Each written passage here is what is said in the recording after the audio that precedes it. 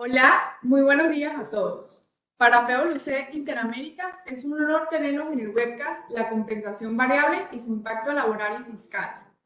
Hoy nos acompaña Roberto Saeta, quien es socio de la línea de servicios de impuestos, legal, precios de transferencia y BPO de PwC Guatemala. Cuenta con más de 20 años de experiencia en el área tributaria. Roberto se ha especializado en tributación nacional e internacional. También nos acompaña Diana Díaz, quien es gerente de compensación y beneficios en PwC Guatemala. Cuenta con más de 15 años de experiencia en el área de consultoría.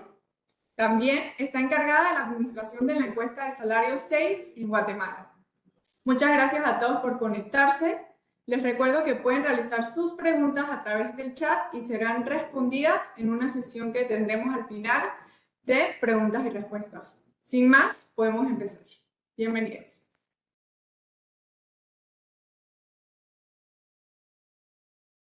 Buenos días a todos, muchas gracias por acompañarnos esta mañana en el webcast en donde estaremos compartiendo información acerca de compensación variable y el impacto laboral y fiscal que tienen. Vamos a arrancar con una consideración inicial.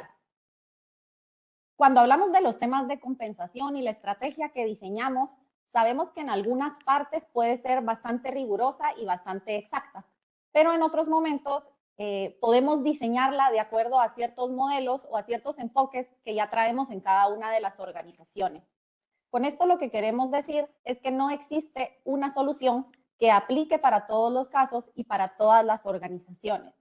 Debemos diseñar esquemas a la medida de cada organización que contemplen las características especiales como la industria en la que estamos, el tamaño de nuestra organización, las metas que nos estamos planteando y las prácticas que mejor se adapten a esas metas y a esa estrategia que tenemos establecida dentro de nuestra empresa. Para poder tener mejores resultados, hoy en día el área de talento debe considerar y contemplar dentro de su estrategia de compensación total dos enfoques. Tenemos el enfoque de la compensación material y el enfoque de la compensación emocional. Como su nombre lo dice, la compensación material pues tiene una naturaleza financiera, pero muchas veces es fácil de imitar por otras empresas. Dentro de este gran grupo está la compensación variable, que es el tema que vamos a abordar el día de hoy. Pero por otro lado, y no menos importante, tenemos la compensación emocional. Aquí tenemos todos esos temas y beneficios que no son de una naturaleza financiera, muchas veces son difíciles de imitar por otras organizaciones y nos sirven para motivar, para comprometer y para fidelizar a los colaboradores dentro de nuestra organización. Tenemos temas como el entorno, la forma de liderazgo, cómo comunicamos, la parte de beneficios en especie y también hoy en día estamos moviéndonos a la parte de bienestar total, ese balance de vida y trabajo. Cuando ustedes piensen entonces en desarrollar su modelo de compensación total, no olvidemos estos dos grandes componentes para que esos resultados que nosotros deseamos pues sean mucho mejores de los que esperamos. Yéndonos al lado de la compensación variable propiamente, cuando hablamos de ella nos referimos a ese pago que recibe el colaborador adicional al salario base. Este puede darse a conocer de manera anticipada o lo podemos indicar al final como un reforzador al finalizar el periodo de evaluación. Muchas veces va amarrado al desempeño que estos colaboradores están teniendo con nosotros dentro de la organización y tenemos distintos modos o formas de poder llevarlo en pago, ¿verdad? Puede ser un pago en efectivo, puede ser a través de acciones, a través de utilidades, pero tenemos diversas formas.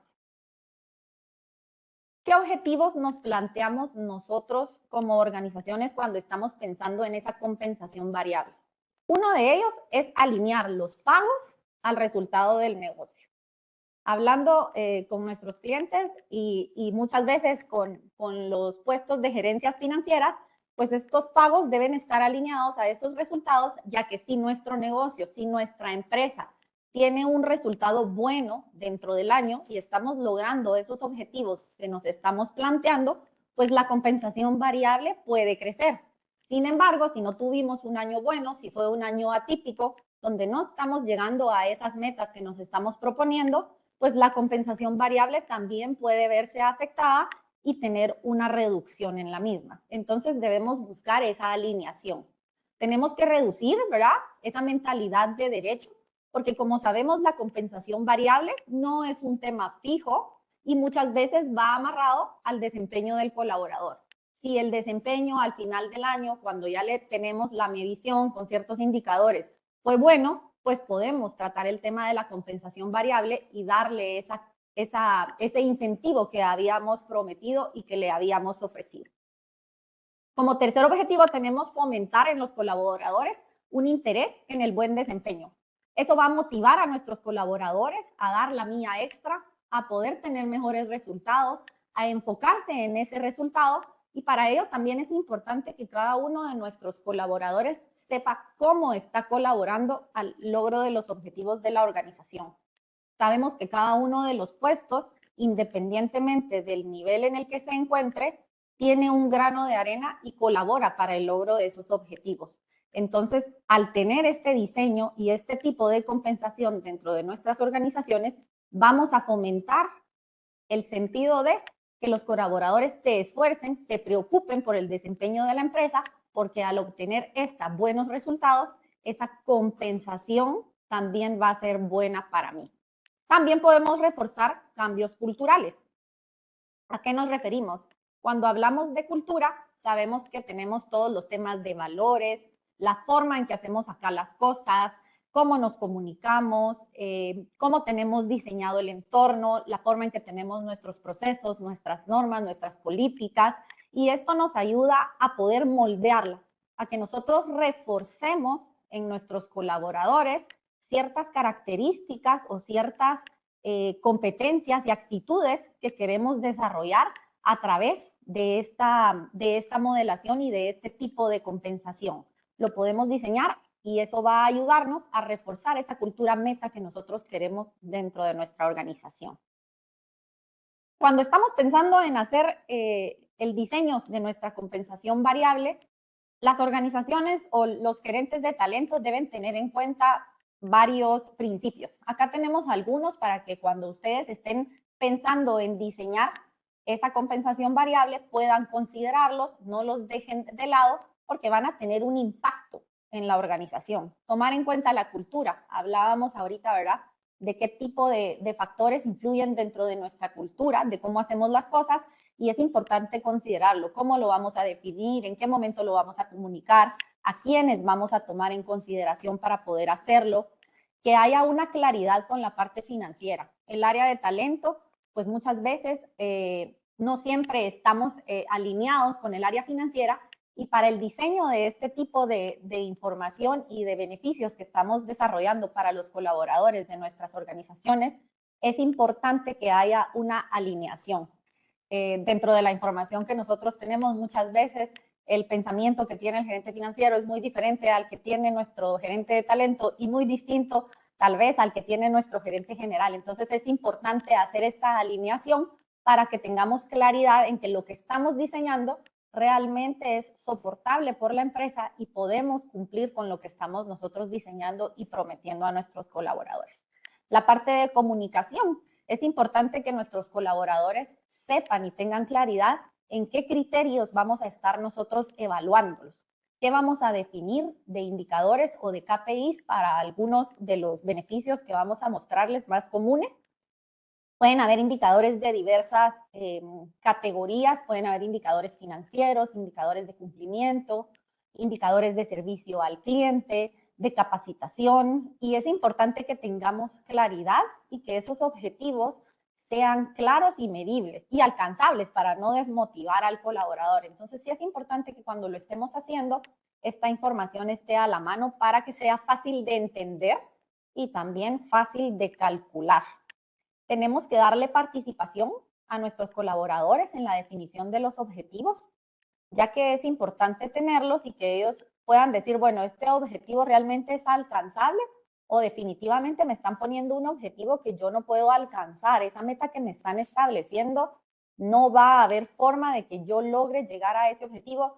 Ya de entrada yo sé que esa bonificación, ese bono o esas utilidades no las voy a poder alcanzar. Entonces es importante tener esa interacción para que se pueda dar esa apertura y que tengamos esa conversación con los colaboradores. La parte de integrar la compensación variable como parte de nuestra estrategia de remuneración total, ya que todo esto va amarrado a la estrategia que tenga definida la empresa. Sabemos que siempre tenemos una visión que está definida, ya sea por nuestra junta, y con base en ello nosotros tenemos que hacer esta alineación para que esa estrategia de remuneración total vaya alineada y tenga el enfoque deseado por la organización. Que no tenga margen de discrecionalidad. Es bueno que nuestros colaboradores tengan claridad, ¿verdad? Que no se pierda el incentivo o la motivación, ¿verdad? Siempre sabemos que va a haber un riesgo porque puede ser que yo no logre alcanzar esa meta que me están poniendo, pero yo me voy a esforzar para poder alcanzarlo porque al momento en que yo participé e interactué con mi jefe para el establecimiento de esos objetivos, sé que esa meta es alcanzable. Entonces, dejar a un lado la discrecionalidad y también mantener esa condición de riesgo compartido. Si la empresa logra el resultado y la meta que está proponiendo, vamos a tener en la empresa las utilidades deseadas y por ende el colaborador va a poder acceder a ese bono, a ese incentivo, a ese beneficio que le estamos ofreciendo.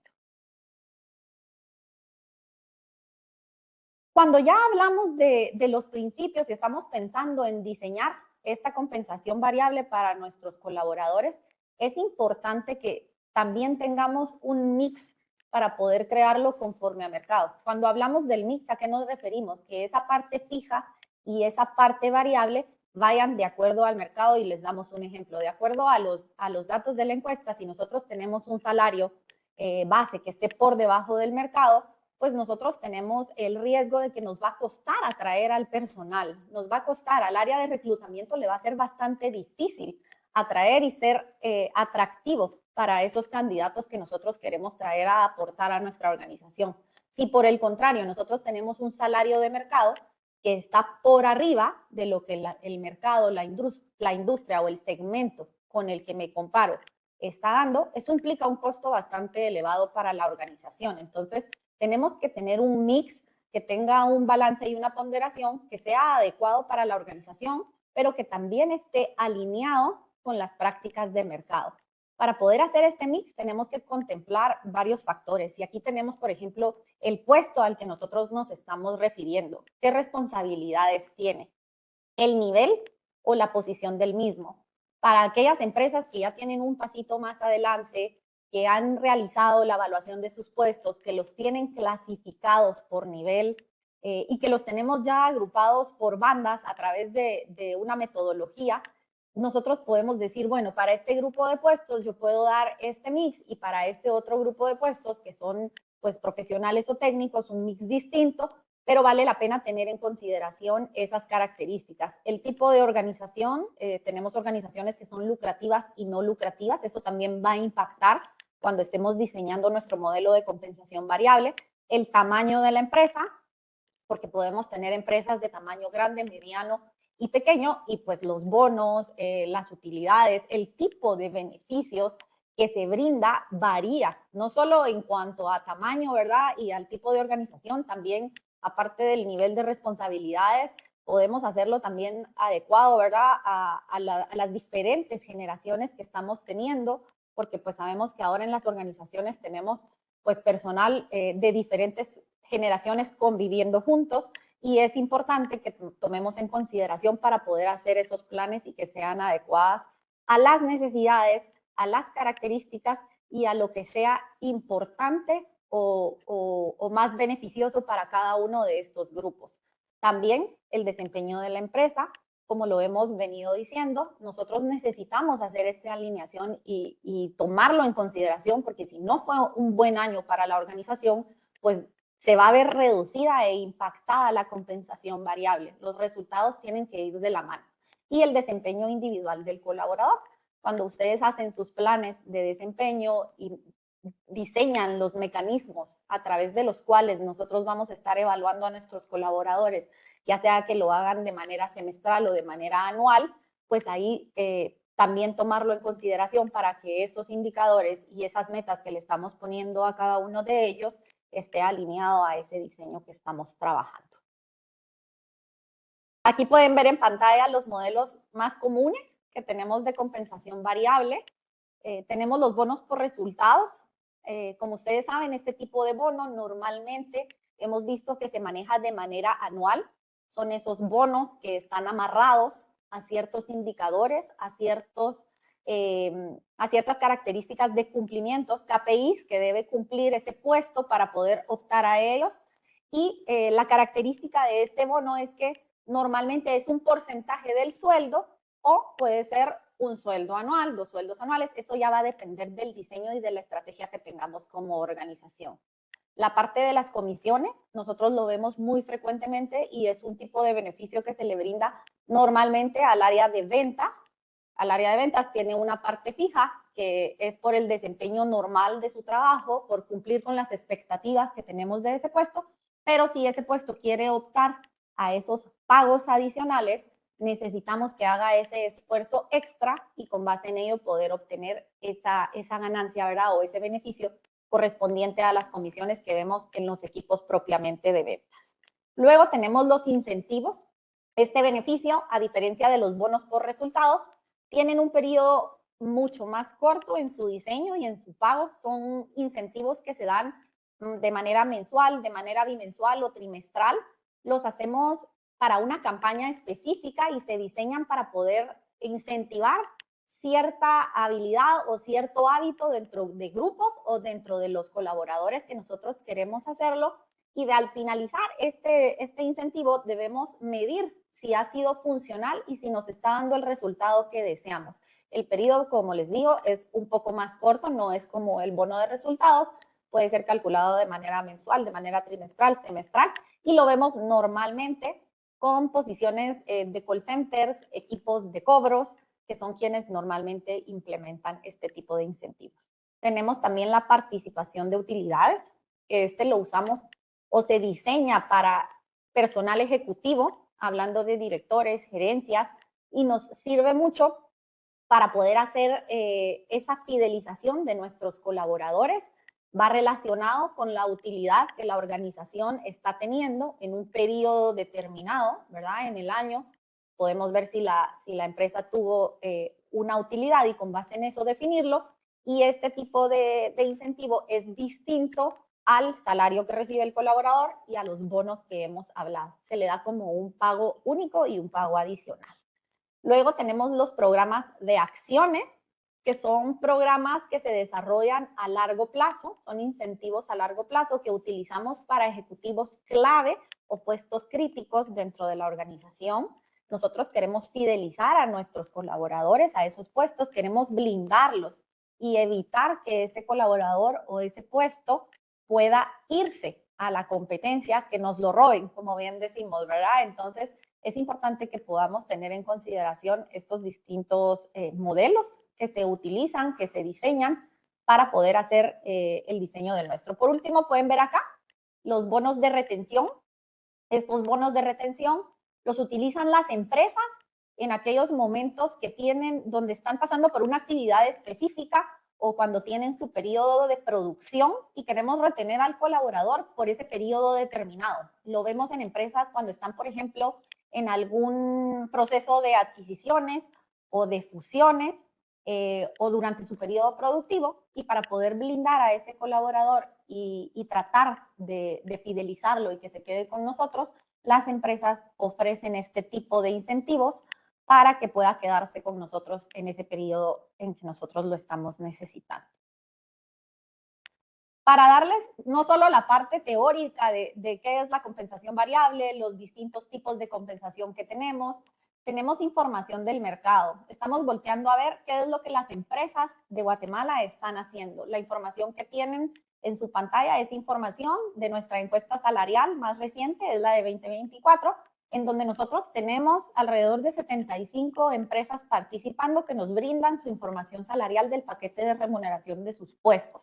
Como ustedes pueden ver, en los últimos años, si vemos el análisis del año 21 al año 2024, la compensación variable, que es el rubro que ustedes ven en negro, se ha duplicado, ha pasado de un 9 a un 18%. Esto quiere decir que como parte de la estrategia de remuneración total, las organizaciones están considerando esta compensación variable como una parte importante de ese paquete.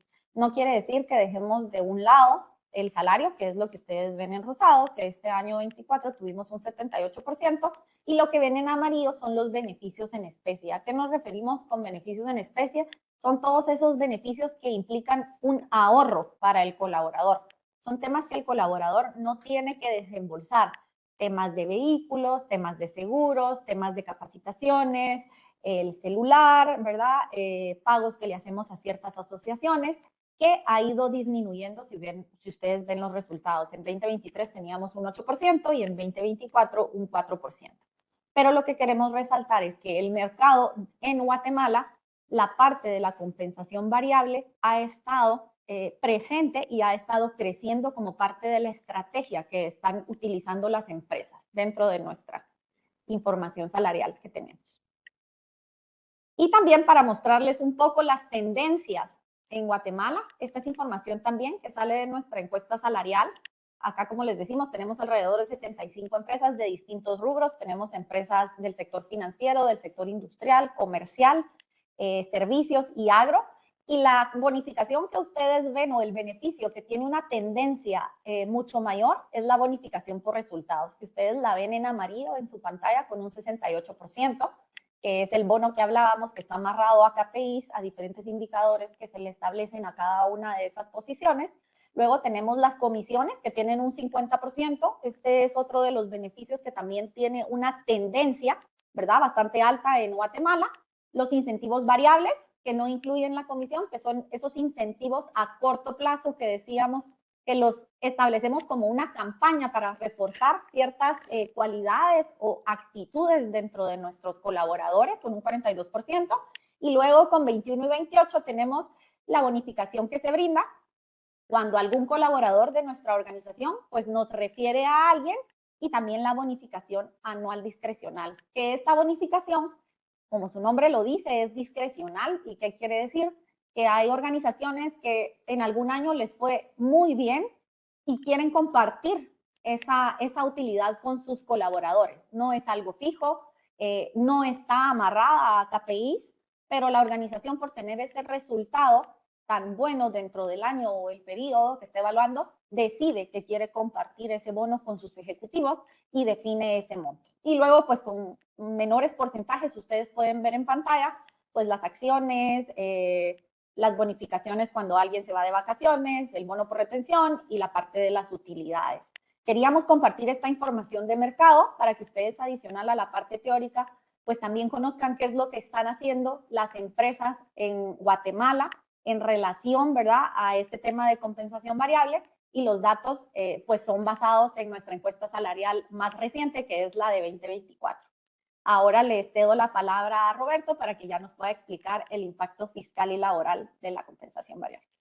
Muchas gracias, Diana, y creo que en esta cápsula vamos a tratar, realmente es un tema muy amplio, tal como decía Diana, hay que analizar caso por caso, porque las implicaciones pueden diferir específicamente, pero vamos a tratar de cubrir los puntos generales que típicamente nosotros visualizamos con nuestros clientes. Hemos tenido la experiencia en las distintas auditorías, tanto desde la óptica laboral como desde la parte fiscal.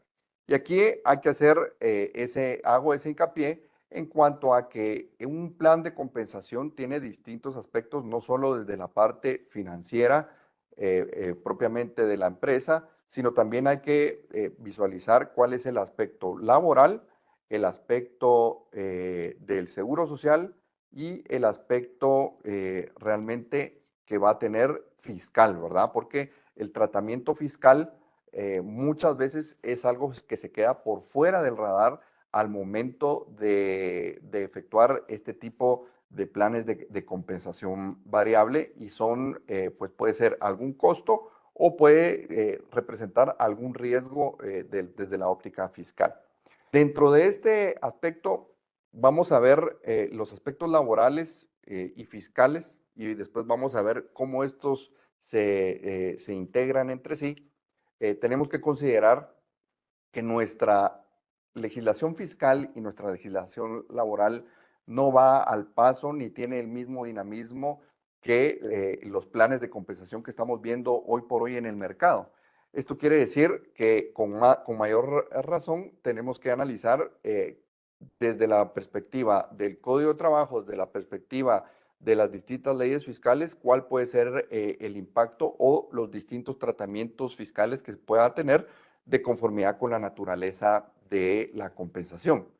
Dentro de los aspectos laborales que vale la pena mencionar, traigo 4, no son meramente enunciativos y no limitativos, es primero la primacía de la realidad.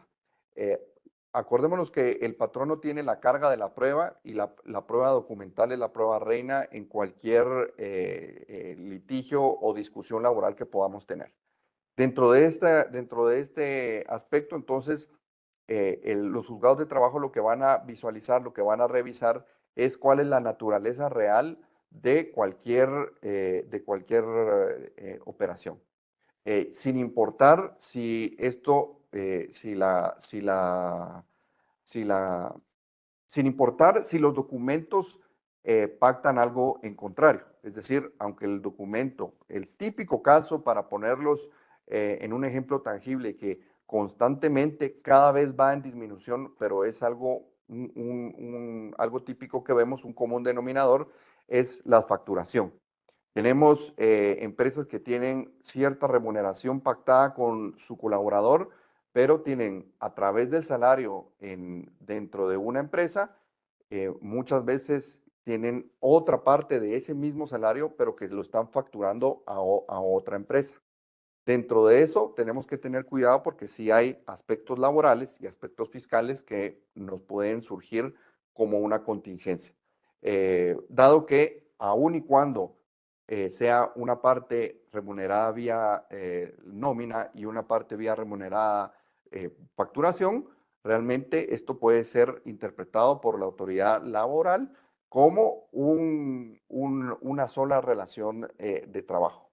Eso, y en el peor de los casos, cuando están en la misma compañía facturando y bajo relación de dependencia en una misma compañía. Entonces, aunque el contrato que por la porción de facturación establezca que es una relación eminentemente de servicios profesionales, que no constituye una relación laboral, pues esto, como les mencionaba, los juzgados de trabajo van a verificar la realidad de la operación y si se logra determinar en base a las funciones que ejerza esta persona, que eso es un todo laboral en donde para efectos de las prestaciones laborales van a tener que ser calculadas sobre el universo completo, es decir, la parte en relación de dependencia y la parte facturada. Muchas veces los empleados inclusive están de acuerdo en estos esquemas, puesto que van a recibir a través de la facturación, definitivamente a nivel de impuestos sobre la renta, es la misma tasa de impuesto en relación de dependencia o como profesional liberal, pero ya no van a pagar las cuotas del Seguro Social por esa parte facturada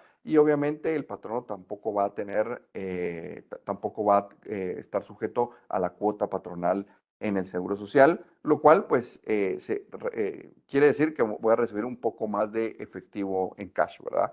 Pero esto me puede generar, como mencionamos, una contingencia laboral, porque las prestaciones de ser requeridas por el colaborador van a ser calculadas, tanto prestaciones como indemnización, sobre el monto completo de la suma de la facturación y la relación de dependencia. Otro tema, porque estamos viendo en el mercado que antes las compensaciones variables eran propias de una industria específica o ciertas industrias que por su naturaleza pues eran más acorde a una compensación variable, pero ahora esto ha migrado a distintos ámbitos laborales y varias empresas indistintamente de su naturaleza, de su giro de negocio, pues están implementando cada vez más las compensaciones variables. Con esto tenemos que tener cuidado porque puede existir derechos adquiridos.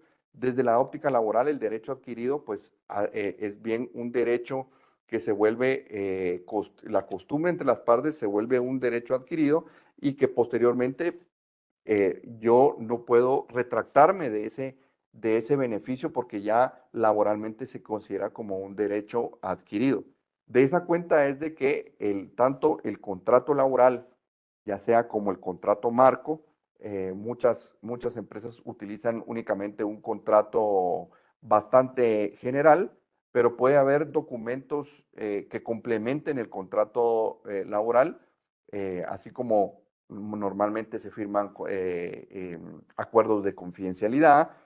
También se pueden firmar algún tipo de acuerdo entre las partes sobre ciertos beneficios que se dan en cuanto exista la posibilidad económica y se cumplan ciertas circunstancias específicas para que se dé ese beneficio, y no es un beneficio a perpetuidad ni es un beneficio obligatorio. Es por ello que se recomienda pues que adicional al contrato laboral, pues todos estos beneficios, dependiendo obviamente de la naturaleza, condiciones y características de su plan de compensación, pues estén normados propiamente dentro de un contrato, dentro de un documento adicional, para efecto que no se vuelva un derecho adquirido y el día de mañana, cuando la compañía tenga alguna consideración, ya sea esta económica o simplemente que quiere cambiar su esquema de beneficios, pues no se tope con que existe un derecho adquirido por parte de los trabajadores. Y otro aspecto súper importante es las ventajas económicas. Este tema es muy discutido, puesto que nuestro Código de Trabajo no tiene una regulación bastante específica, sino solo establece un artículo en donde establece que las ventajas económicas se van a considerar como un 30% del salario adicional. Entonces, estas ventajas económicas, ¿en qué consisten? Y aquí voy a partir en dos, derivado de una sentencia de la Corte de Constitucionalidad, en donde establece que por ejemplo, algunos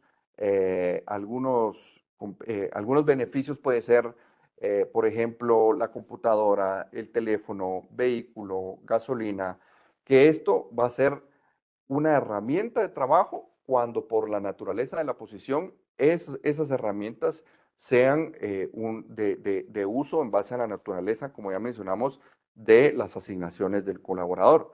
Pero si es una posición en donde, por ejemplo, no necesita movilizarse, pero le damos un vehículo de la empresa para uso no solo en horario de trabajo, sino para uso personal.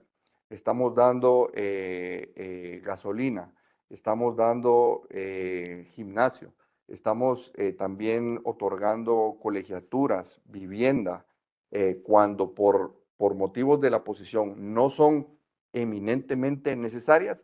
Entonces quiere decir que cuando al momento de un potencial conflicto laboral, pues el trabajador o el colaborador o ejecutivo pueda argumentar que adicional a su salario que percibió en relación de dependencia, se debe adicionar un 30% de ese salario como una ventaja económica. Entonces sí tenemos que tener claridad en cuanto a qué beneficios son herramientas de trabajo y qué beneficios son propiamente beneficios que no van en sintonía con la posición adecuada. Esto porque estas ventajas económicas pues, van a incrementar el cálculo de la indemnización y de las prestaciones laborales. Y pasando al siguiente punto, que es el aspecto fiscal, pues nosotros vamos a tener que armar el rompecabezas, la parte fiscal y la parte laboral, que realmente es donde empiezan y es donde hemos visto la mayor número de contingencias. Esto porque no se da el tratamiento adecuado. En el caso vamos a hablar un poco, voy a tratar de hacer una síntesis de la deducibilidad de gastos, de los parámetros de eficiencia y productividad, que estos están vinculados al decreto 7889, que aquí se le conoce en Guatemala como la ley de bonificación incentivo. Un poco, ya les mencionaba un poco el tratamiento de las remuneraciones que se facturan, lo veíamos anteriormente desde la perspectiva laboral, puesto que ante un conflicto laboral el trabajador o el colaborador va a argumentar que la parte facturada y la parte en relación de dependencia debe ser un todo, un 100%, para efectos del cálculo de sus prestaciones de indemnización y prestaciones irrenunciables. Y el tratamiento, sobre todo esto va muy vinculado sobre los parámetros de eficiencia y productividad. Y este número 4, que es el tratamiento de las remuneraciones que no contribuyen al seguro social. Y esto es muy importante porque vamos a tener muchas empresas, y esto es muy común, que tienen un salario base, aunque nuestra legislación no contempla ese término como tal, un salario base, y una bonificación incentivo, el cual tiene la particularidad que no está ni afecto a cuotas del Seguro Social por parte ni cuotas laborales ni patronales, y tampoco, según el decreto 7889, debe ser considerado para el cálculo de las prestaciones laborales. Entonces, dentro de eso, esto es muy importante, y entonces empezamos un juego que es realmente teórico, pero que sí es la prueba reina en cualquier conflicto, ya sea laboral o fiscal, puesto que aquí tenemos, por un lado, el libro de salarios, que es utilizado obviamente desde la óptica laboral, pero que la autoridad tributaria sí puede solicitar para efectos de establecer la naturaleza de ciertos beneficios que se están dando a través de la columna, se podría decir, la bonificación incentivo. Y tenemos también los registros contables, que estos por lo general deben de hacer sentido en cuanto a que si yo clasifico como bonificación incentivo en la parte del registro contable, pues también debe estar en el libro de salarios bajo la columna de bonificación incentivo para el trabajador. ¿Qué hemos visto un poco en la práctica? Que muchas veces, primero, creo yo que debemos aclarar, muchas de las preguntas es cuánto debo pagar como salario base y cuánto debo pagar como bonificación incentivo. Acordémonos que la bonificación incentivo es un mínimo que la ley establece de 250 quetzales. Ya también existe una sentencia en la Corte de Constitucionalidad donde establece y confirma que ese es un mínimo, pero no existe un máximo. De esa cuenta es que muchas veces nosotros hemos visto en distintas revisiones salarios base de 7,000 quetzales y en ejecutivos de alto rango, y una bonificación incentivo de 80,000 quetzales, por ejemplo. Estos son casos reales en donde, si bien no hay una limitación como tal, porque la ley no me limita ni requiere, no me limita en cuanto a cuánto es el máximo, pero sí el decreto 7889 me establece que esa bonificación es exclusivamente por eficiencia y productividad.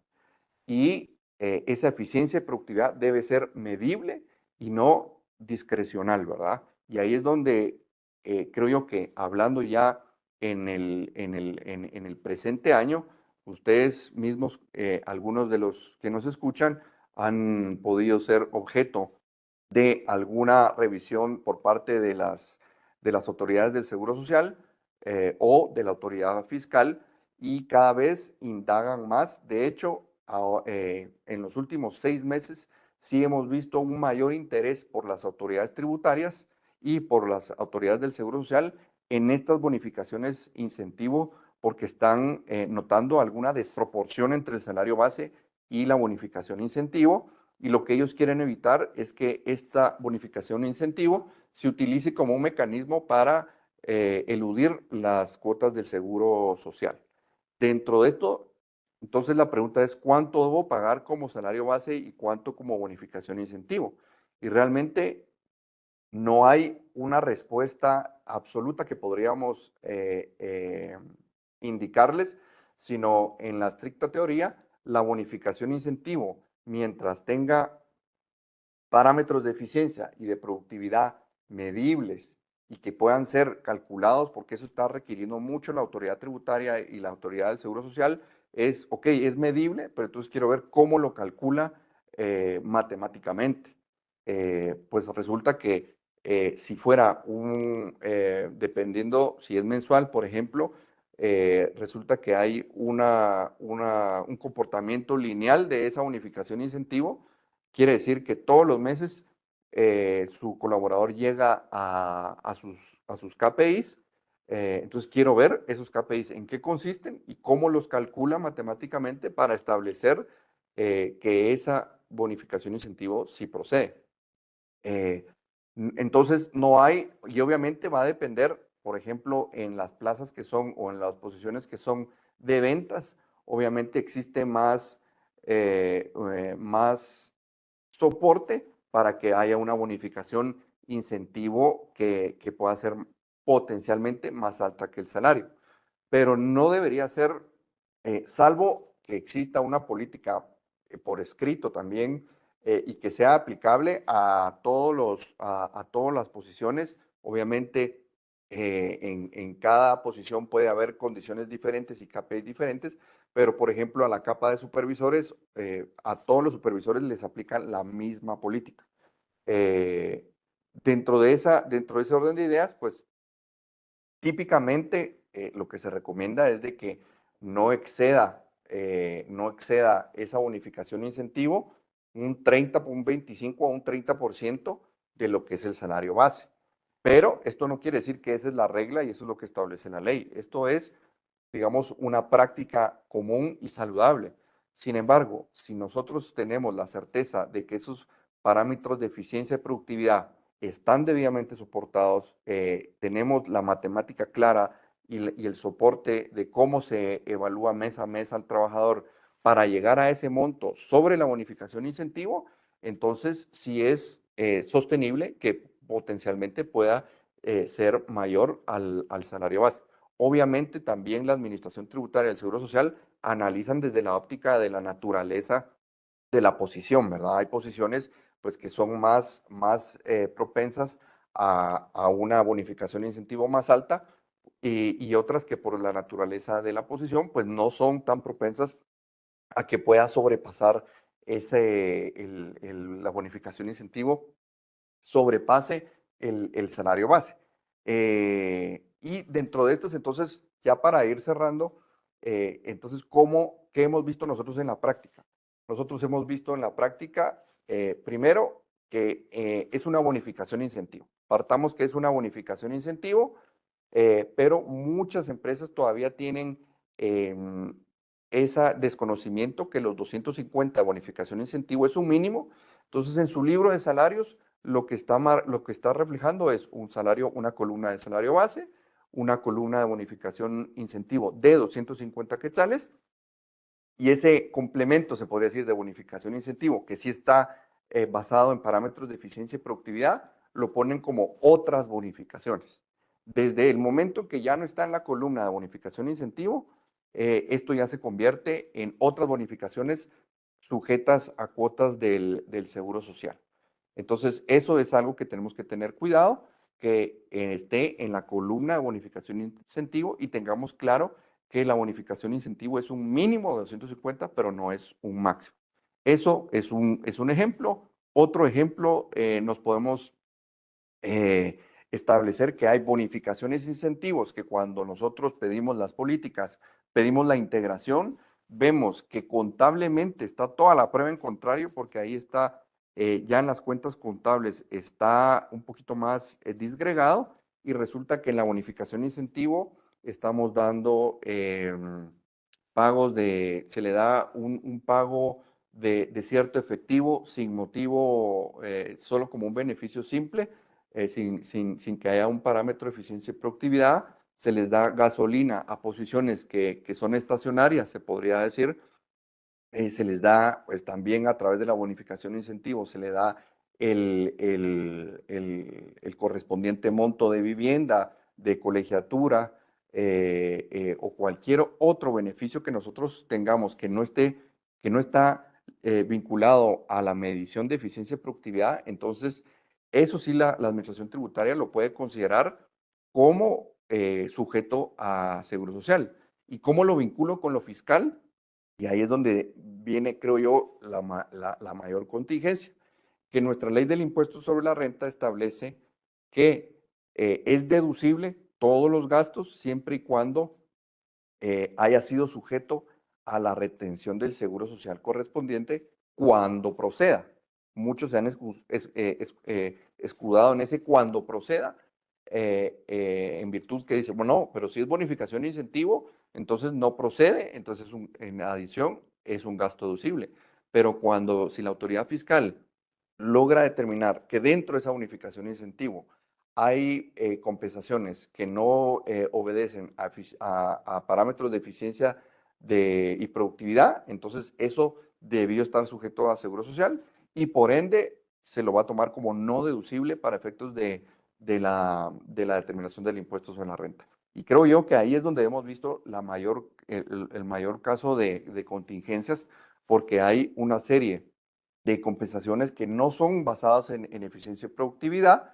En este sentido, es importante que la bonificación incentivo no sea un monto que pagamos discrecionalmente para no pagar cuotas de seguro social, sino que sea un monto que esté debidamente soportado y documentado y matemáticamente calculado para su determinación.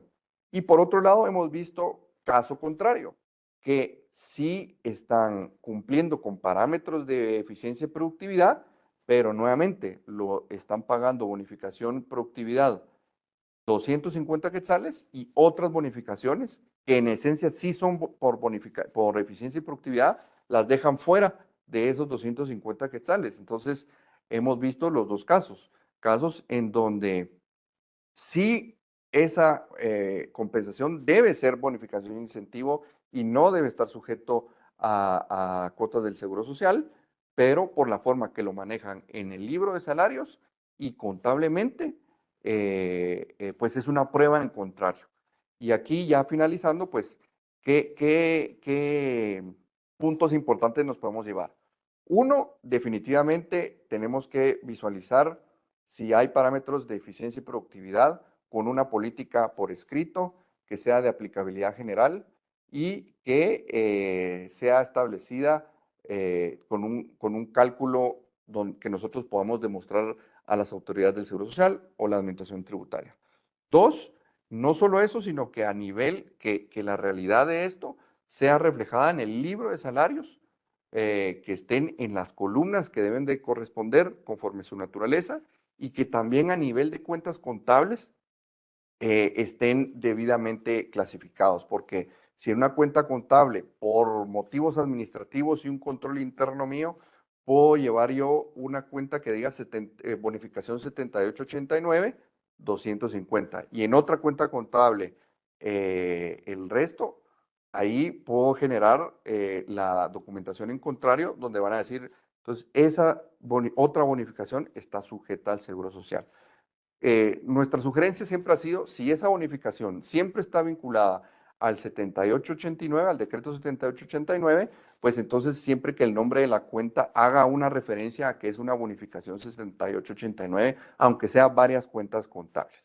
Y otro de los aspectos, si lo queremos ver, va a depender de la mecánica y administrativamente muchos temas son lo que estamos dando en efectivo a nuestro trabajador, puede ser de viáticos u otro tipo de beneficios, si estos son liquidables o no son liquidables. Porque si es liquidable, entonces ya no nos salimos de la esfera laboral.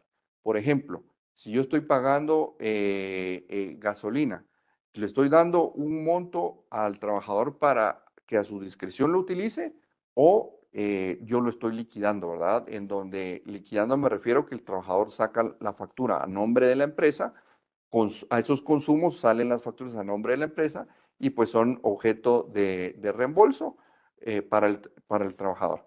Esto es importante porque si se lo estamos dando a total discreción el cash y no hay una liquidación, esto forma parte de la renta del trabajador y va a estar sujeto a impuestos sobre la renta y va a estar sujeto a costos del Seguro Social, versus si lo liquidamos con la factura y solo damos reembolsos, eso ya es un gasto propio de la compañía. Entonces, realmente es un tema bastante sencillo, pero con varias aristas que tenemos que ver desde, tal como decía Diana, no solo desde la óptica de lo que ofrece el mercado, porque eso también tiene un peso importante, pero no solo lo que ofrece el mercado, sino cómo esto se acopla a las políticas fiscales y a las políticas laborales de mi empresa, porque esto es un rompecabezas que no lo podemos ver de forma separada, sino que hay que ver la parte de las compensaciones que ofrece el mercado, los aspectos laborales que podríamos incurrir y los aspectos fiscales. Creo que en este momento, pues, les agradecemos en esta parte que fue la parte de exposición. Vamos aprovechando el tiempo y también para que sea lo más productivo posible, atender algunas de sus inquietudes y algunas de sus preguntas. Vamos a las que por razón de tiempo no podamos responder, pues vamos a atenderlas vía correo, pero vamos a revisar algunas preguntas que nos hacen.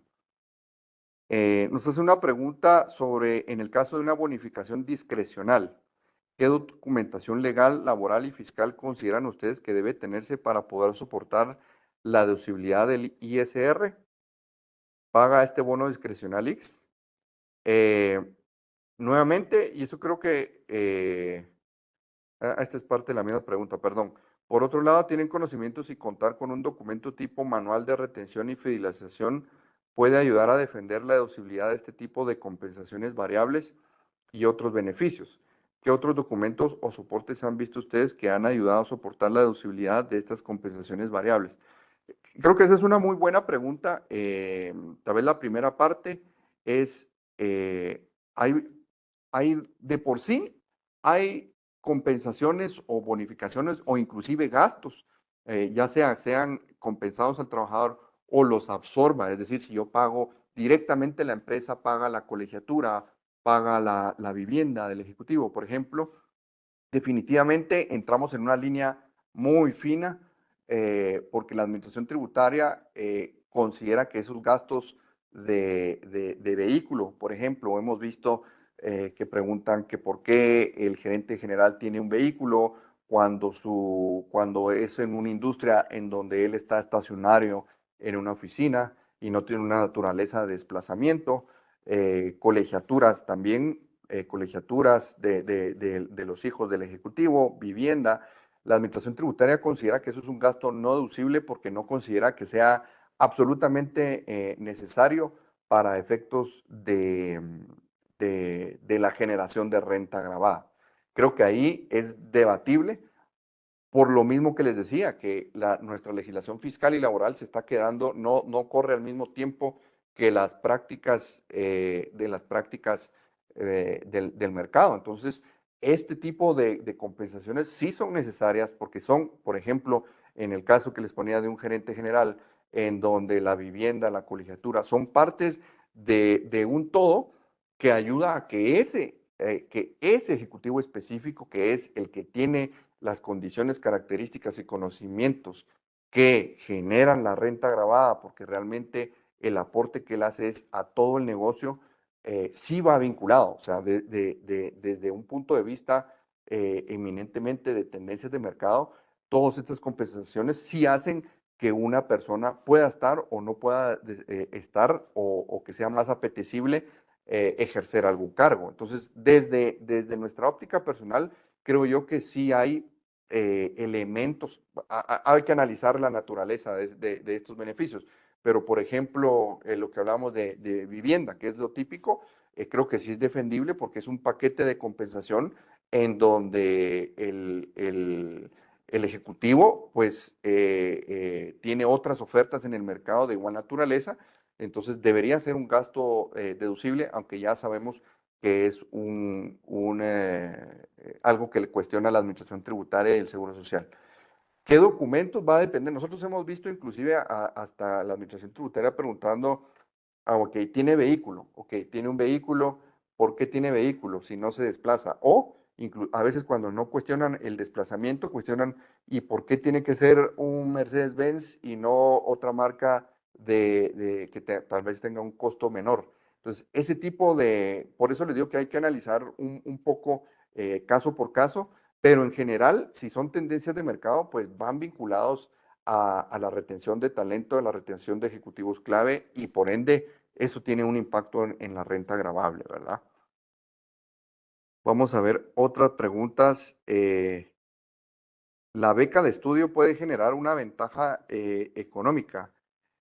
Sí, la beca de estudio sí puede generar una ventaja económica en virtud que es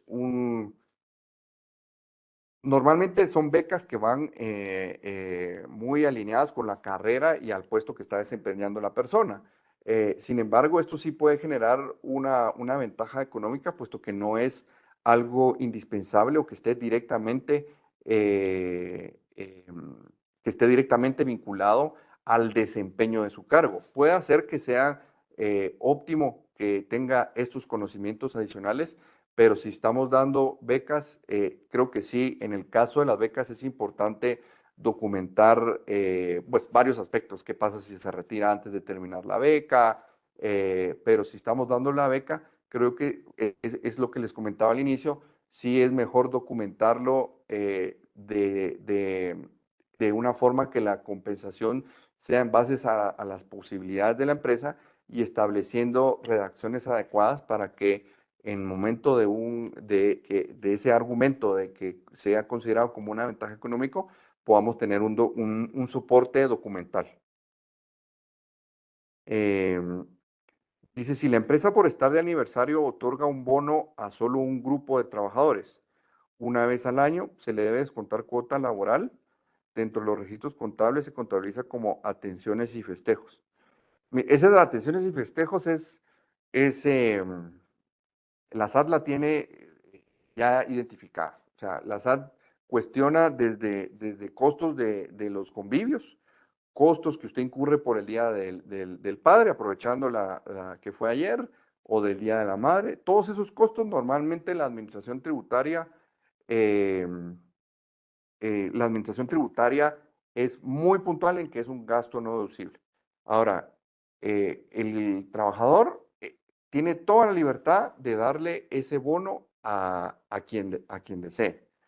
No obstante, sí puede haber dependiendo de a quienes se lo dé, sí puede haber una inconformidad que pueda ventilarse con las autoridades laborales en virtud que hay una discriminación, porque normalmente, como dice la ley, igual para los iguales y desigual para los desiguales. Entonces, si yo a una capa gerencia, a todos los gerentes les di una bonificación y no a los supervisores, ahí estamos pues dentro de un marco que esto solo aplica para la línea gerencial. Pero volviendo al tema, si es discrecional, no hay cómo medirlo y usted solo lo está evaluando muy subjetivamente bueno, la persona tuvo un más o menos desempeño, pero eso no está documentado, no tengo evidencia documental, y yo hago mi estimado muy subjetivo y lo asigno, entonces eso, la administración tributaria, si lo coloco como bonificación e incentivo, definitivamente en prima fase no va a ser sujeto a cuotas del Seguro Social. Ante una eventual revisión en donde le pregunten cómo llegó a esas bonificaciones, sobre todo si son montos importantes y que puedan llamar la atención, sí puede determinarse que eso realmente no es bonificación incentivo y debió ser eh, sujeto a impuestos sobre la renta, entonces, y seguro social. Entonces, lo que se aconseja es de que, si bien es discrecional, pues se documente de la forma en que se está determinando y tratar de documentarlo con algún KPI que pueda ser soportado documentalmente. Creo que hay muchas preguntas interesantes, les vamos a dar seguimiento Hay muchas, los gift card también, los gift card que son muy de moda. Vamos a tomar en cuenta, aquí nos dejaron su nombre, afortunadamente, en las preguntas. Volvemos con ustedes y les agradecemos siempre. Para PwC Guatemala es un placer poderles llevar estos temas que son la realidad constante y lo que hemos visto no solo desde la perspectiva de las tendencias de compensación, sino que hemos visto mucha actividad recientemente en el último año de las autoridades tributarias y del Seguro Social. Vamos a seguir con temas de interés. Por favor, también siéntanse libres de sugerirnos temas, porque realmente estos temas son para que saquemos el provecho y ustedes puedan verse informados de la mejor manera. Siempre es un gusto. Diana, muchas gracias por tu colaboración y les deseamos un excelente miércoles. Muchas Bendiciones. gracias, buen día.